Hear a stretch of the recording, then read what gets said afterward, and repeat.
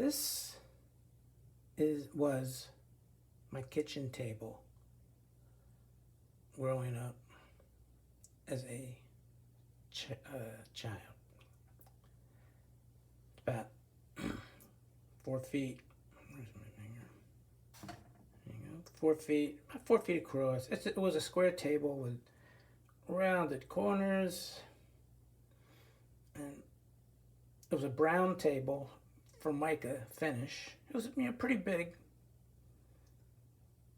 There were five. So this is my father sat here. My sister sat here. My mother sat here. My brother sat here, and I sat here. So I sat right adjacent to my father. All right. Always his left-hand man. All right, now. So he taught me how to hold a fork.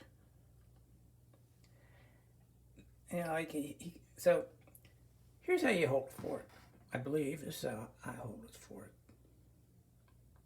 Not like, you don't hold a fork like this. See? That's not how you hold a fork. You don't eat,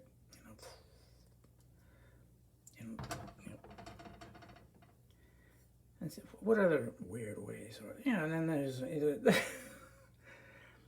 I've seen some very erudite people.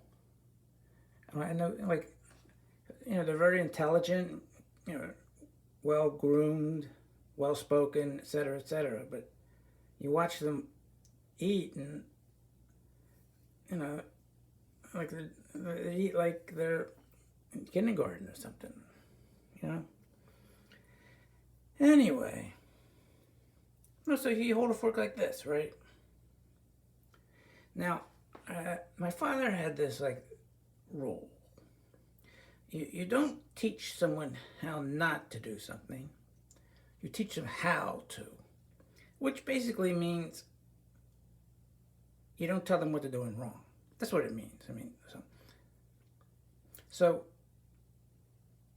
I remember we were having dinner, and I was eating, and my father turns around and says to me, he was holding his fork, like I'm holding it. He said, "This is how you hold a fork." And I'm thinking to myself, that is how I hold a fork.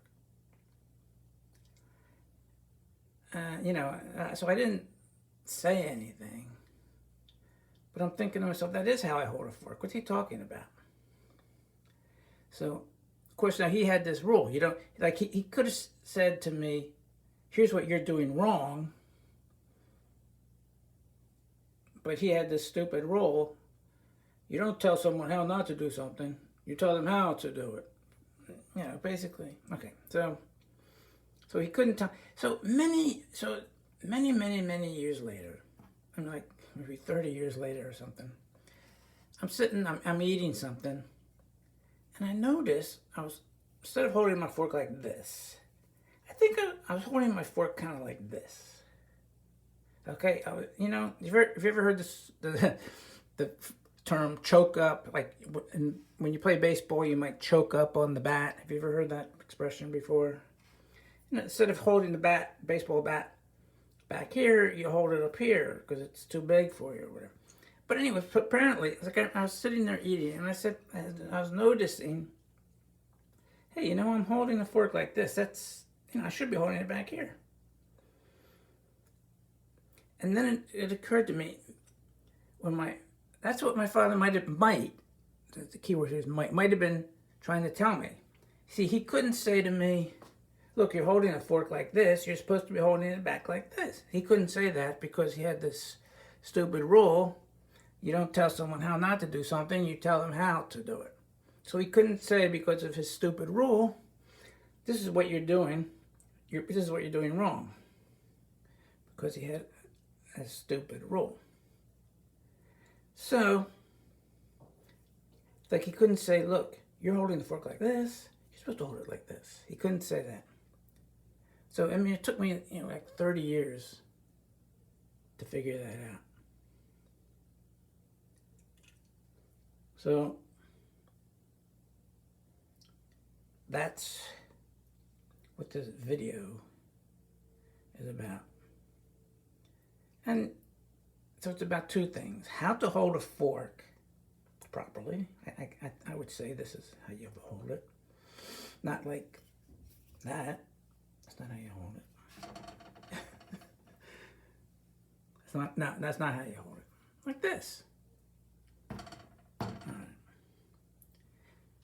And like I say, there are plenty of erudite, intelligent, well-groomed, well-spoken, etc., people who just don't know how to hold a eating utensil.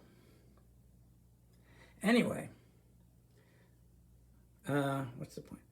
And also, if you want to teach someone something, don't be afraid to tell them what they're doing wrong. Okay?